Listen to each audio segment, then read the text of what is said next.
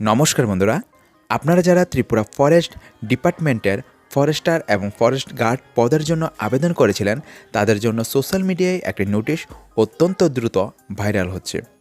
অনেক জায়গায় বলা হচ্ছে পরীক্ষার তারিখ ঘোষণা হয়ে গেছে, কিন্তু এই নোটিশটি আদৌ কি সত্যি না ভুয়ো, আজ আমরা এই ভিডিওতে একদম প্রমাণসহ আসল সত্যটা জানব। তো ভাইরাল হওয়া এই নোটিশটি ভালো করে লক্ষ্য করলে দেখা যাবে এখানে পরীক্ষার দুটো তারিখ উল্লেখ করা হয়েছে।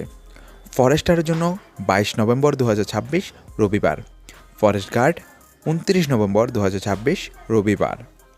এখানে নিচে সিলেকশন বোর্ডের চেয়ারম্যান ডক্টর হোন্নাক রেড্ডির একটি ডিজিটাল স্বাক্ষর দেখা যাচ্ছে, যার তারিখ দেওয়া আছে 23 জুন 2026। এবার আসি সবচেয়ে গুরুত্বপূর্ণ প্রশ্নে, এই নোটিফিকেশনটি কি রিয়েল না ফেক?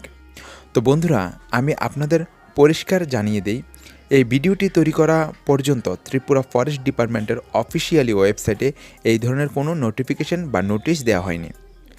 যেহেতু নোটিশটির তারিখ আজ অর্থাৎ 23 জুন 2026 দেওয়া হয়েছে, তাই এমনটাও হতেই পারে যে এই দপ্তরের কোনো অভ্যন্তরীণ চিঠি বা ওয়েবসাইটে আপলোড হওয়ার আগে সোশ্যাল মিডিয়ায় লিক হয়ে গেছে।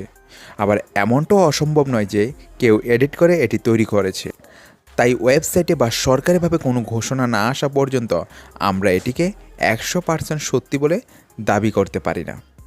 তাই আমার সমস্ত পরীক্ষার্থী বন্ধুদের কাছে অনুরোধ, আপনারা সোশ্যাল মিডিয়ার কথায় কান দিয়ে বিভ্রান্ত হবেন না। আপনারা নিয়মিত অফিসিয়ালি ওয়েবসাইট চেক করুন। যদি নোটিশটি সত্যি হয় তবে আগামী 2-1 দিনের মধ্যে তা ওয়েবসাইটে চলে আসবে। আর যদি এটি ভুয়ো হয় তবে সরকার থেকে সতর্কবার্তা দেওয়া হবে। কারণ দেখুন, কিছুদিন আগে আপনারা দেখেছেন ত্রিপুরা পুলিশে 8,000 ভ্যাকেন্সি বলে একটি কিন্তু নোটিফিকেশন পাবলিশড হয়েছে।